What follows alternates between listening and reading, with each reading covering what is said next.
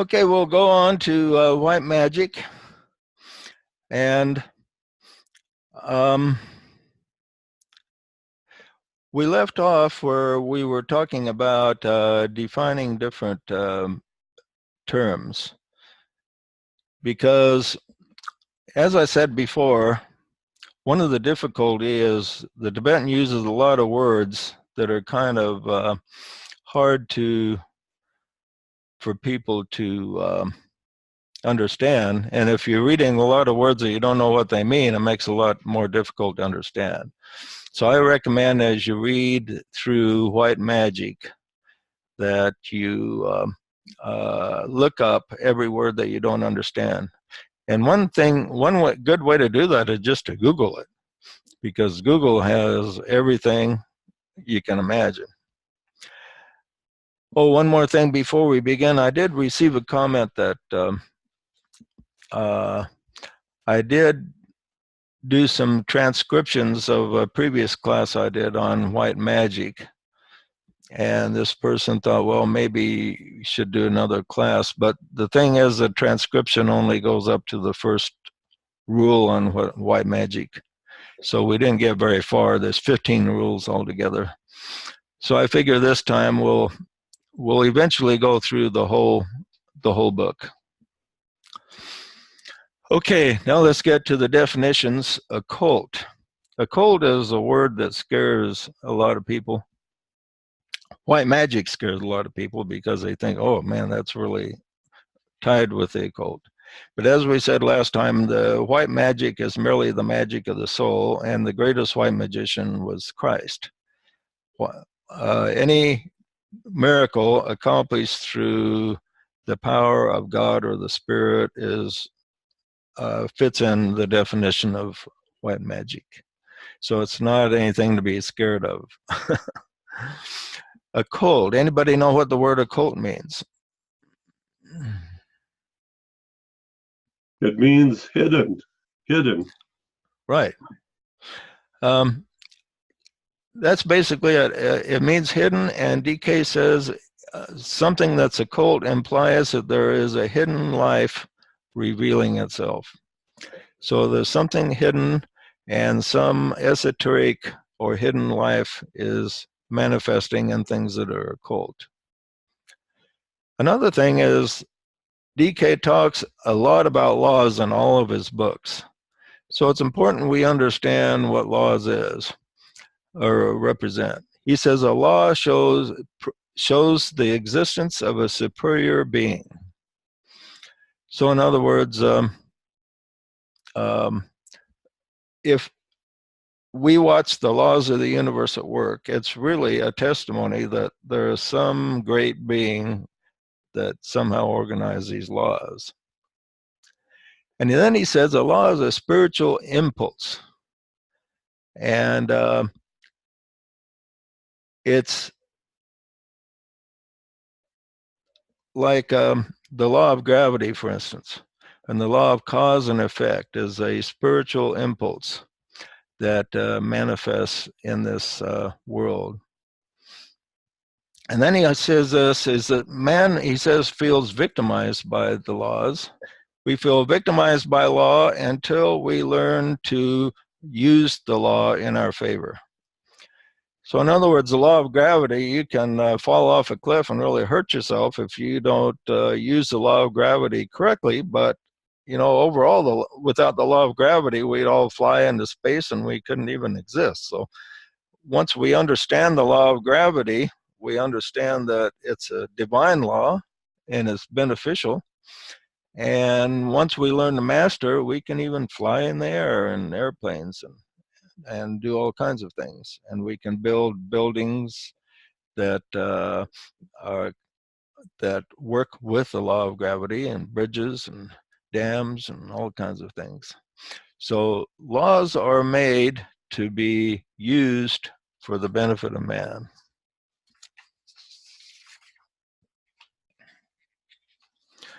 Okay, another word is sentient. What does sentient mean? He uses this word quite a bit. He talks about sentient beings. Self-aware? Yeah. Feeling. Right, feeling. A sentient being is one that is capable of feeling. And so man is a sentient being. An animal is sentient to a degree. And even vegetables are sentient to a lesser degree where they can sense warmth, sunshine, water. Um, they operate entirely through feeling. Okay, another word he covers is psychic. He talks about that quite a bit. And he talks about two different kinds of psychism. One, I think we talked about last week a little bit, is the lower psychism, and then there's a higher psychism. The lower psychism is like the regular psychics where you go to a reading, or where the person is overshadowed by possessed by another entity that speaks through him. The higher psychism is where the person is able to get in touch with the soul, and this is very reliable. The lower psychism is not very reliable. In the lower psychism, some things will be true and some won't. It's just kind of like if you used your imagination to answer questions, you may get some things right and some things not right. But with higher psychism, you contact the soul, and as long as you are concentrate on the principles, your psychism will be very, very accurate. And this is what we want to gather. He says this about that. The psychic center is a force center, and the force of which it is the custodian, or which demonstrates, brings into play a responsiveness and an awareness of that of the soul of the planetary life, a group consciousness which brings with it faculties and knowledge of a different order than that of the animal soul. These supersede eventually the powers of the animal soul, which limit, distort, and imprison, and give man a range of contacts and a knowledge which is infallible, free from error, and which admits him to the freedom of the heavens. So that's what we want. We want to move away from the lower psychism to the higher, which he says is infallible. We probably want to put a caveat on there that it may be infallible in its sphere, but by the time it's filtered down to us, we're still capable of screwing up divine instructions once we get them. We as humans are capable of distorting most anything. So some people, even if they get a correct revelation, will later remember it a little bit incorrectly or distort it. So it's important when you do get the inspiration from the soul or the spirit that you remember exactly what it was. And one thing that's important to do is go back in your mind to that point. This is a really good thing to do in meditation, is to go back to different points in your life where you felt a contact with the soul, and go back to how you actually felt and relive that experience. And if it's been a long time since you've had that experience, then go back regularly and relive that experience. And that will help keep that experience fresh in your mind and make you more susceptible to having something like that happen again. Okay, any comments before we move on? Get a drink of my Rogers cup here. Well, psychism, you also taught in the past that it could be broken down further. For example, physical level psychism is called,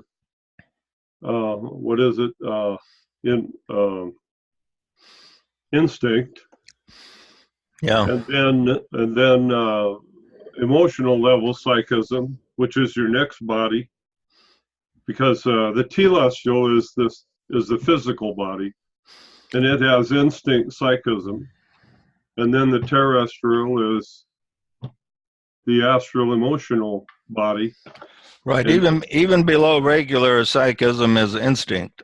Right. And that's a good that you brought that up, Larry, because instinct is That's what ancient animal man got, and that's what the animals themselves have instinct. That's why the swallows return to Capistrano, so to speak, and that's why birds can fly south for the winter, and they have this instinct about them as to the way they're supposed to live their life. And that instinct is a built-in computer program. And we all have those built-in computer programs in us, but what we've done is we've left those programs behind so we can develop something higher. But if we had to, let's say society fell apart and we went back to living a very primitive life, we would have to bring back those instincts all over again to survive. And if we had to bring them back to survive, we could. And that's called going below the threshold of consciousness. And that once you learn something and learn it very well, then it goes below the threshold of consciousness, so you don't think consciously about it. Just like you don't think consciously about how you're pronouncing your words right now, because it's so much a part of you, you don't have to think about it. You know. So what are the names for instinct on the emotional level, and then instinct on the celestial level or mind level? What are the names of It's just a higher turn of the spiral. A higher turn of the spiral is of instinct is lower psychism, and then the higher form of lower psychism is the higher psychism.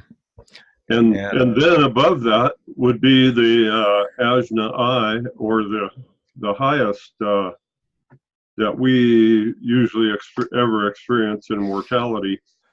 Right, we go up to the intuition, and then the intuition level. Then the person goes up to just being a knower. You know, he just knows stuff. Yeah. But okay, let's move on. Then the next thing is unfoldment. He talks about that a lot. And this is, unfoldment is merely the idea that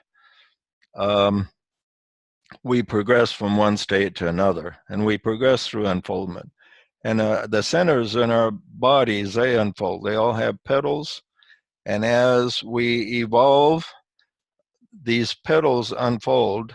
They could be in our heart center, our head center, our throat center. But when a new petal unfolds, it releases a new type of energy. And when this new type of energy is released, you will actually feel it. You'll feel different. And you won't know why you'll feel different. But people that don't know anything about the centers or unfoldment will have their still be in the middle of having the centers unfold, and they will feel something happen in their life and not understand, not equate it to unfoldment, but that's what's happening to them. Okay. Now, another key word that he wants us to understand is the word knowledge. And he says there's 3 types of knowledge. First of all, there's theoretical or authoritarian knowledge. And this is knowledge that may or may not be true. For instance, the ideas on global warming is this type of knowledge. It's not proven, but the people that are supporting it say all the scientists agree. Okay, all the scientists agree, so you're supposed to accept it. And this is authoritative knowledge, which may or may not be true. Well, this happened in the days of Galileo, when all the authoritative knowledge said the Earth was the center of the universe. And Galileo had a heck of a time convincing them otherwise. And he told the Vatican scientists, if you just look through my telescope, you can see that we're not the center of the universe. This will prove it. And many of these Vatican scientists refused to even look through the telescope because they didn't want to be wrong. I've asked people before, now, if you could find out that I was right and you were wrong by snapping your fingers, would you do it? And I've had people tell me no, they wouldn't do it. The word for that, it's willful ignorance. Yeah, right. The second is discriminative knowledge. And this is knowledge that's been pretty much discovered through investigation and proven to be true, like Newton's law of gravity and his uh, his discoveries on light and different things like that, Einstein's theory of relativity. These have been demonstrated to the satisfaction of investigators that they are basically true. And they use these, once they learn these two principles, and they go through and they make inventions like the computer and television, telephone, all these things are using this type of knowledge. They find things to be true, and then this accumulates. This is the knowledge that most people associate with the word knowledge. But then there's another type of knowledge which is very important, and he calls this intuitive knowledge. And these are this is entirely different. This is laws and information grasped by the intuition, and it can be very accurate. It can be the most accurate of all, but you can't really prove it with discriminative knowledge. You you can prove it to yourself, but you can't prove it to others. For instance, let's take a real basic one, whether or not there is a divine power behind creation. For the person on the intuitive level, it's just completely obvious that there's has to be some higher intelligence that has created the DNA within us and our physical bodies and our eyes and all these things, because they're more complex than a computer. And what's interesting about that is that scientists, archaeologists go and they find an ancient tool that looks so rough that you think it just could have been created by natural movement of the wind and everything, you know. And they'll say, well, this proves that there was ancient man here. So they find something really rough, a really rough looking old bowl or something. Oh, this is proof ancient man was here and ancient man did this. Yet they find something more complicated than the most complex computer on earth, which is our DNA and all the trillions of cells in our body. And they say this doesn't prove anything. It doesn't prove there's any creator. Well, you're talking right now about a fundamental principle. All things that are organized are supply evidence of an organizer. Yeah. And it's interesting that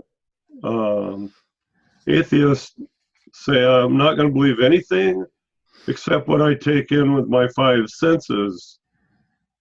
And that means they're not going to accept principles as evidence. Yeah. And so now they're saying, I won't accept any spiritual input. I will only accept physical input. And therefore, I conclude there is no spiritual things. What's interesting? It's like a vicious circle they've made for themselves. What's interesting is the scientists today are more atheistic than they've ever been. The great scientists have all been believers in God. From Newton was a big believer. He spent a third of his life trying to figure out the deep meanings of the Bible, the book of Revelations, when the second coming would take place.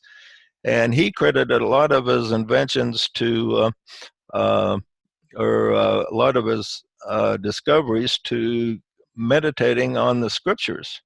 And Tesla did the same thing. Tesla said he meditated on the scriptures and it gave him a lot of ideas for his scientific discoveries. And others that, like Edison and Einstein, also believed in some creator, but they didn't believe in the regular Christian concept of the God on the throne. They kind of made fun of that, but they did believe in some divine organizer. They had the common sense to recognize that. But all the great inventors and innovators, almost everyone you can think of, did believe in a divine power. But the ones, when do you hear a really important discovery made by an atheist? Not very often, except for the discovery DNA was made by a couple of atheists, amazingly. But that's about the only one I can think of. But that was just through kind of looking at the microcosmic world in a scientific way. Now, there's 3 stages, he says, in disseminating knowledge. He says, first of all, when new knowledge comes, people think it's fanciful and kind of crazy. And then later, he says, many see the truth, and many in humanity start admitting that there was a possibility.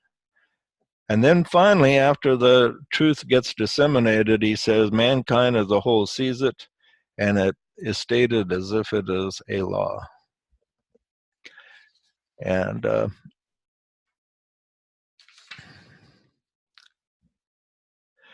he says, knowledge of the soul is the next great truth that will be revealed to mankind. He doesn't say how that's going to come about, but that would be great if mankind as a whole actually was able to see powerful evidence that the soul did exist. He did say that the scientific world would eventually come up with an invention that would allow us to communicate with the spirit world and prove that there was life after death. He said the interesting thing about this invention, he says it will come from the most materialistic scientist to prove one of the most spiritual, create one of the most spiritual events in history. So that would be interesting. That would kind of blow the. It seems like we almost have that already with EVP stuff, and that's not too sophisticated. What's EVP stuff? A lot electronic voice, something. Oh, yeah. Like those ghost people go around with the regular Twitter and they get stuff on. It's not enough to convince the hardcore scientists, though. But it'd be. And if they do contact anyone there, it's probably from the astral zone. But if they could really contact the world of the soul, that would really be something. He says 2 groups of people now accept the soul. He says the gullible and undeveloped accept that there's a God and afterlife and higher power and soul and that type of thing. And then the real deeper thinkers do too. So then a lot of people in between don't. But the people that accept the spiritual realities there's a big gap between them. So you have the very gullible, easy to convince people, and then you have the more people that are the knowers and the deeper thinkers. And in between, you have kind of average humanity out there. Another word he uses is monad, personality, and soul. We have this trinity. The monad, as we've explained before, is, I like to define it as a point in divine space. The point in divine space, because God itself, if you give God a physical body, it would be space itself. Space is one. And in space, points occur. And that's when we look up at the sky, we see all kinds of stars, and there are points in physical space. A point in divine space are monads. And you evolve from a point of vibration in divine space. And that point in divine space is linked to God. And then the monad reflects itself, and it reflects itself, and its reflection is the soul. And then the soul dwells in the world of souls, which is for its physical reality is in the higher mental levels And you have matter and physical matter, then you have etheric matter, then you have astral matter, which is governed by feeling, and then you have various degrees of mental matter, which is manipulated by mind. And in the kingdom of the soul, it fluctuates between spirit and matter, and so it can access the higher grades of mental matter, and then also access the formless worlds. And then when it comes time to create us, we are actual reflections of the soul. And we are a reflection of the soul, and we have part of the soul's energy in us here upon the earth. But unfortunately, or what makes it difficult for us, is there's a gap between us and the soul that is hard to penetrate. And this is what soul contact is all about, is trying to penetrate that barrier between us and the higher part of ourself. And it takes a lot of work. It takes many lifetimes. For many lifetimes, we have to rely on reflections of soul energy, which is, first of all, instinct, and then lower psychism, and then higher psychism, and finally soul contact. And it takes a long struggle to be able to establish that contact. Okay. Now, when the Tibetan talks about personality, do you know what he means when he says personality? Yeah, Joshua? The mind, the physical and etheric, and the emotions. Right. All parts of our being that is in the worlds of form. Now, the worlds of form are the physical, and when he talks about the physical, he's including the etheric. The etheric and the physical body, he counts as just all part of the physical being. So the personality includes the physical self, the emotional feeling self, and we know that's part of even society recognizes that as part of the personality. If somebody's very excitable and emotional, or say like Tony Robbins is very emotional, gets up there and boy, that guy's got lots of personality, you know. So when a person is really demonstrates his emotions, we recognize that as having a lot of personality. And so we recognize that. But part of the personality is also the mind. Now, the mind is not emotional. The mind's more like Spock. But even Spock had a personality, but he had a personality lacking emotions, but he still had a personality. So the total personality includes the mind, the feelings, and the physical brain reactions. So when he talks about the personality, he's talking about all three. It's the dragon, 5 hands. Right. And then another thing to understand is a hierarchy.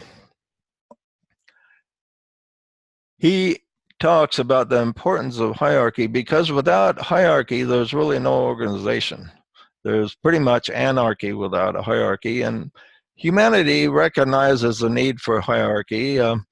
Every city has a mayor and a council, and every county has representatives. Every state has its government, and every nation has its government.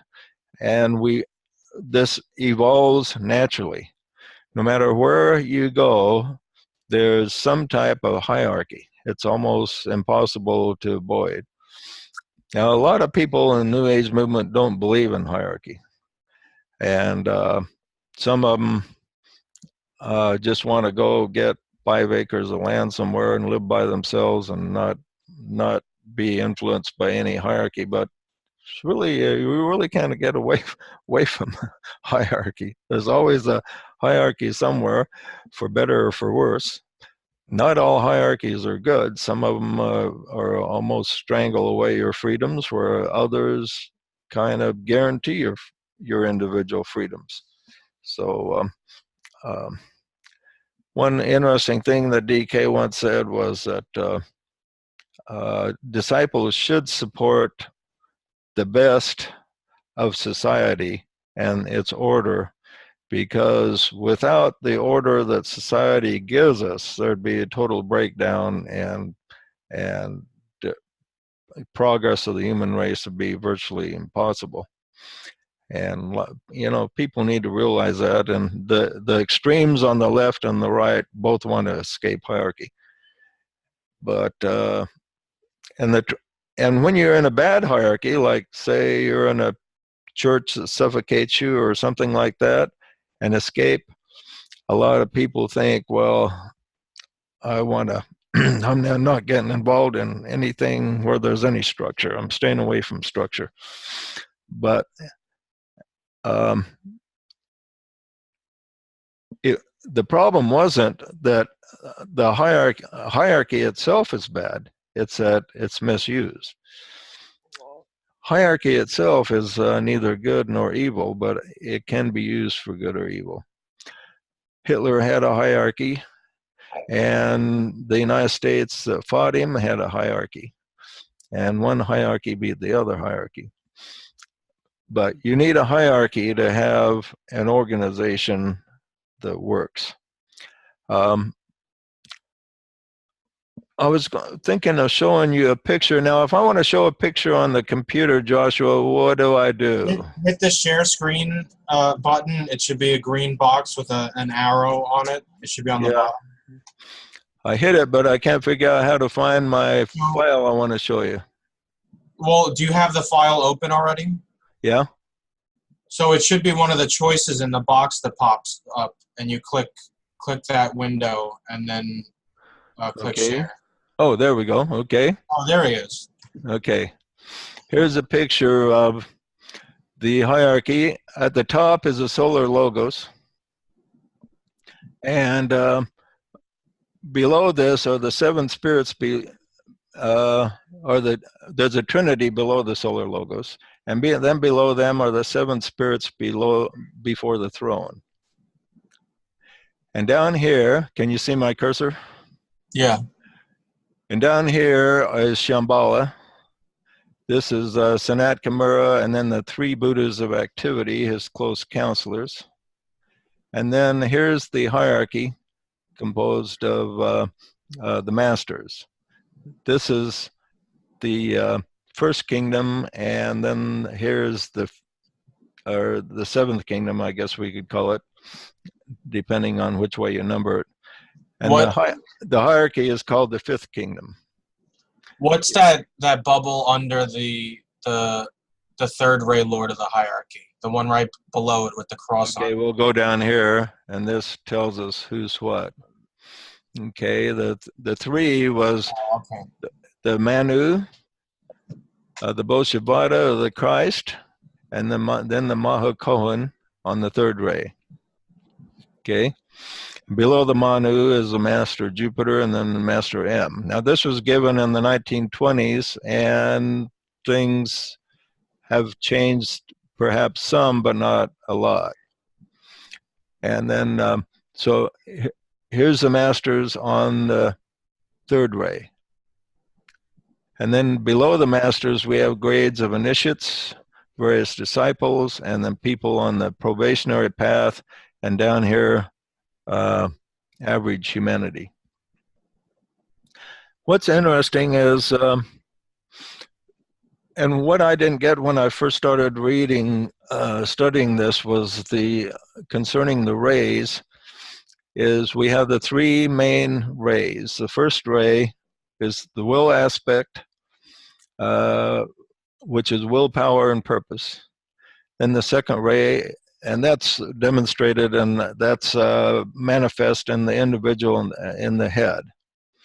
And then the second is presided over by the Christ as love wisdom, and Christ is the master of love wisdom.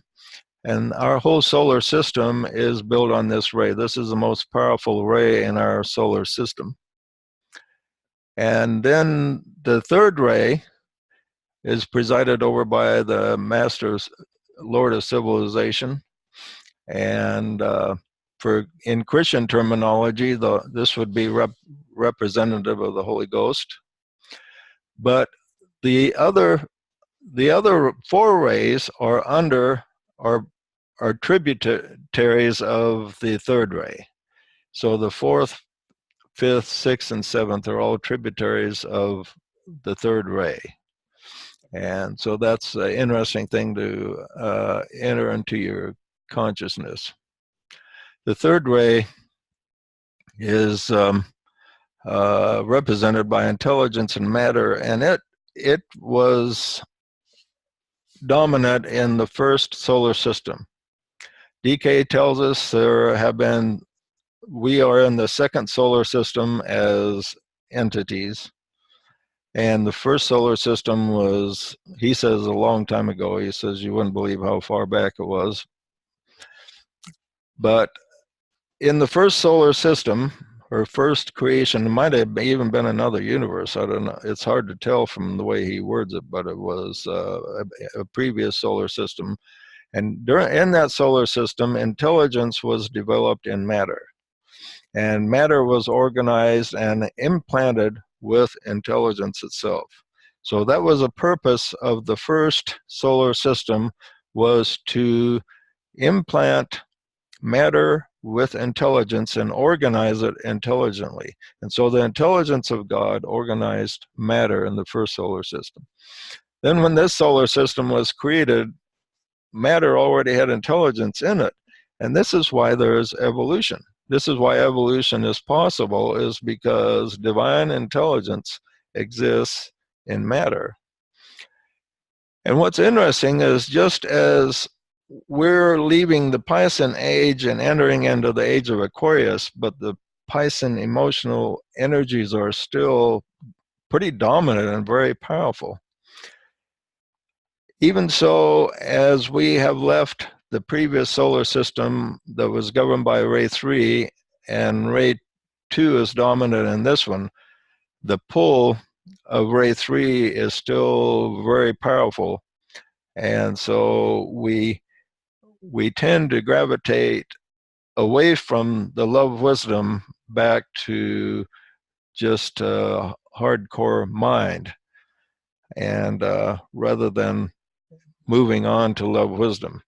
And so we're kind of in the middle of evolution in this solar system. It says we're right in the middle of a lot of things. There's a scripture that says that Christ came in the meridian of time. And that, according to DK, that was probably pretty accurate, because we are in the meridian of time in a lot of ways. We're right at the crossing zone between Pisces and Aquarius right now, between the third ray being dominant and the second ray being dominant. And so those more advanced souls will focus on the love wisdom aspect. And remember, that which Christ presides over, people always tend to associate Christ more with love than anything else, but it's a dual thing, love and wisdom. Wisdom was demonstrated by many great men of the past, like Socrates, Aristotle. Many great philosophers demonstrated wisdom. Wisdom was initiated a lot by the Greeks, and it's something that's badly needed today.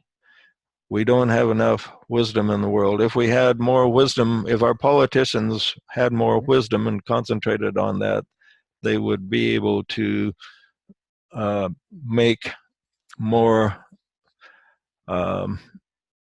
progress toward peaceful goals.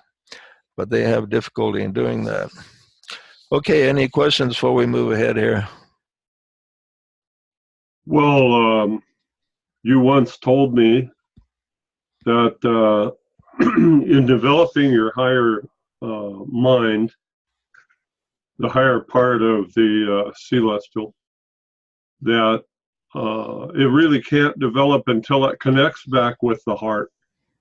So the heart and the mind have to fully connect before either one of them can fully develop. Yeah. So that your the love aspect is developed first as we go through the emotional development. But then the higher mind develops, which starts with the throat chakra, with logic and communication. But then the higher mind, getting into the ajna eye, really can't fully develop until it connects back to the heart, so that the love and wisdom aspect have to work together in order to fully develop. Right. Is that accurate? You trying to get rid of the picture, JJ? Yeah, I'm trying to. If you go to the top, it should say something about stop sharing, and that'll stop sharing the picture. Oh, way up at the top. Okay, look in the wrong place. Okay, I'll get this figured out yet. Okay, well, thanks. You're welcome. Yeah, I was looking for that. Yeah, I think you're pretty close there, Larry. I didn't hear you. What was your main question again? I was trying to figure Larry, out how to change my just screen. mute, Larry. We can't hear you. Larry, you got to unmute. Did you hear him? You can just tell me what he said. It was something about how the mind and the heart need to function together and there's like two halves of that. Yeah, right. That's certainly true, Larry. The mind and heart have to work together, and people are always polarized one way or another. It's what we call the pendulum principle. People just rock back and forth between two extremes, and they just can't seem to get in the middle. Now, with Ray 1, the important thing to understand with Ray 1, he says, is it represents the life principle in man. Ray 2 represents the nervous system, and it's symbolic of the soul. And then Ray 3 represents the physical body. It's a ray of intelligent activity. And Ray 3 governs the actual manifestation of our physical body, the little computer programs and the DNA and all that great intelligence that creates our physical body is part of Ray 3.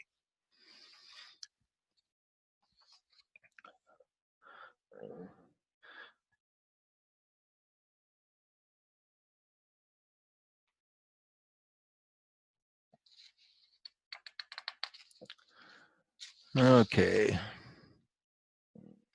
He says the life principle has three sub-aspects. One is directional will or purpose. This is a spirit in man.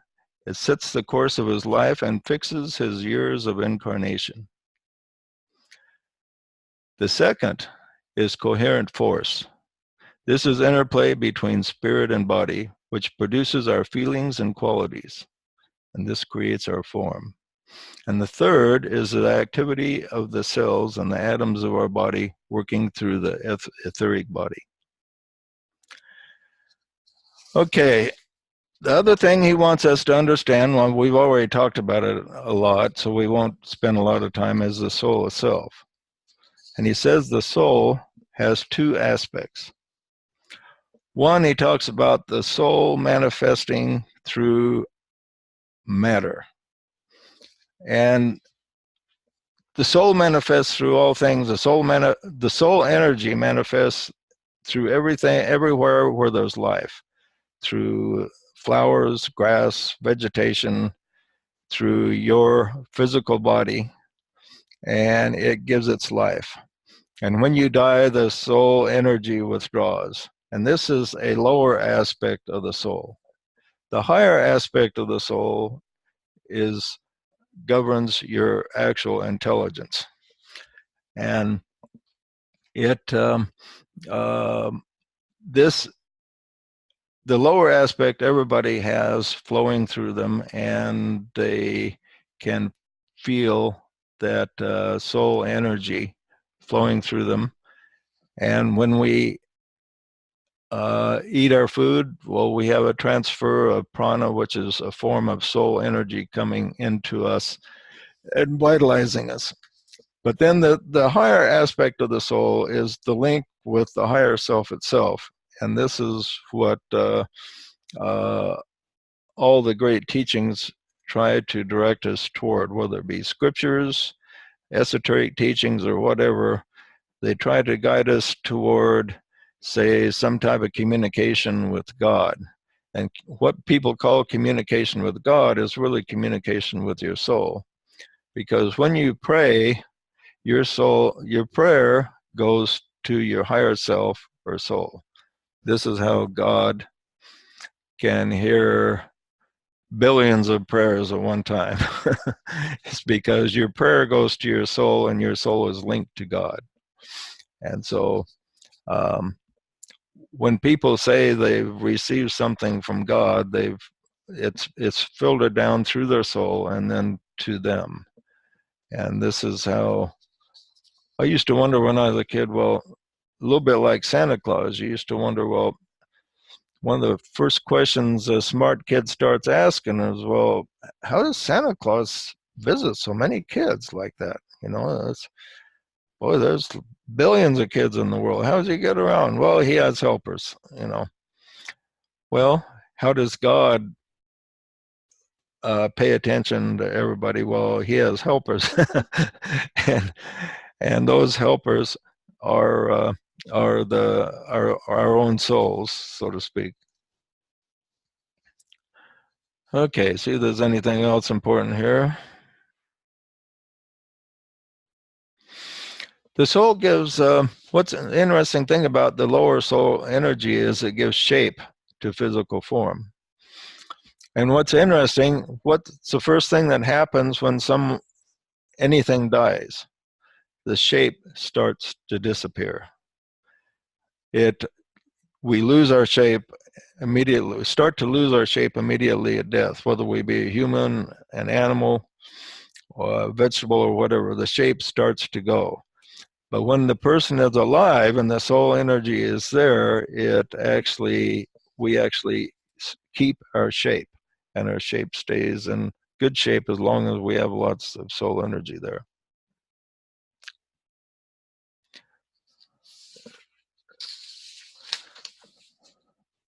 Okay,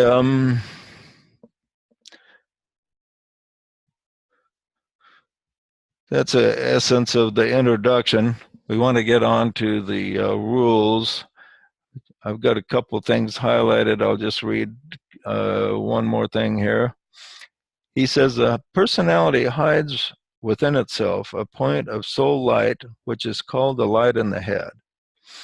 It is found within the brain and is solely discovered and used when the mind is developed. When we include all life on the planet within our consciousness, then we can shift to monadic consciousness and cooperate with the solar logos. So that's our far-range goal, is to not only have soul contact, but contact with the monad. In my teachings, I include all higher contact under the term soul contact, because soul contact opens the door.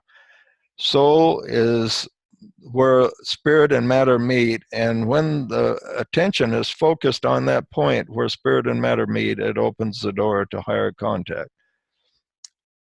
Now, some people that are fastidious about being technically correct would call some contact monadic contact, but that just confuses people. So I just call all higher contact soul contact, because all higher contact occurs because the door of the soul is open. The soul energy opens the door to all higher contact, no matter what kind of contact it is. But first of all, we contact our soul and we concentrate on making that contact and getting the guidance from the soul and becoming one with the soul. And then when that contact is fulfilled, then the soul is goes back to the monad, and the person then becomes a knower, and he has direct contact with the soul's higher self. And so this is what happened to Christ. He had contact with not his soul, but the soul's higher self. His soul and monad became one. And that was basically what he talked about when he talked about his Father in heaven. Okay, that basically wraps up the introduction. We'll go into the rules, and they're pretty interesting overall. Any other comments or questions before we end? So at the fourth initiation, the causal body or the soul is supposed to be burned up, right? Right. The soul body is destroyed. And he says that the spiritual triad takes its place. So Right. what is the soul energy that somebody at that level is using? Where is that coming from? Is that not really soul energy? Is that something else that's... Well, he still uses soul energy in the fact that he focuses on that point between where spirit and matter meet, and this will take him open the door so then he can have contact with his monad. So in a way, it's still, you could still say it's soul contact, but he's just going higher than his soul body. But it's, so you're saying it's like step down monadic energy instead of soul energy or something? Right, right. It's like Alice's looking glass. Yeah. Well, it's like I'm talking to Rick now. This is the lower part of himself. Let's say Rick died and returned to his soul. His soul took him back in, and he wakes up in his soul body, and I was able to talk to it. Okay, I don't need to talk to Rick's body anymore because now I can talk to Rick in his soul body.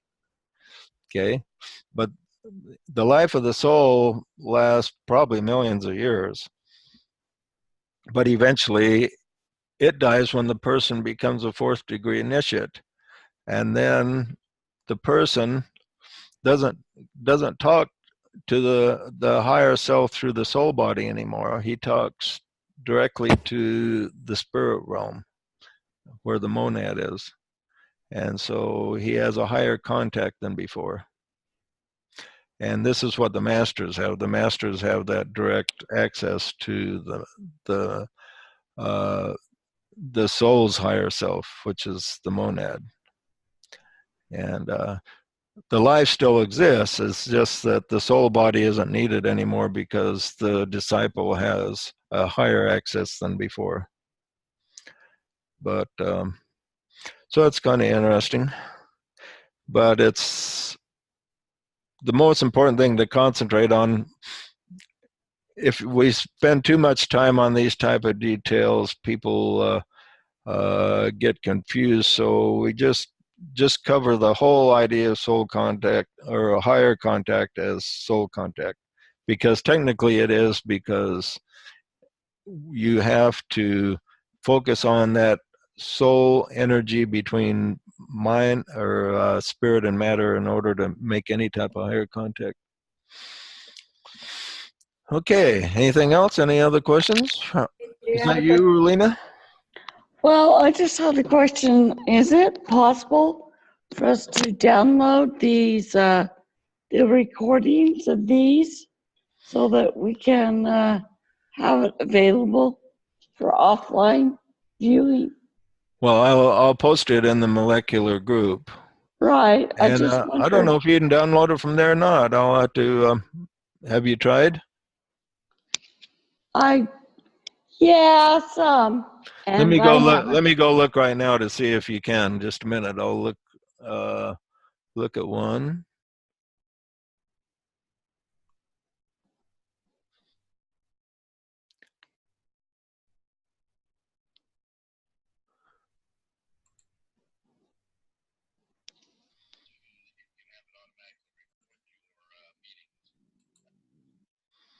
Let me see. Yeah.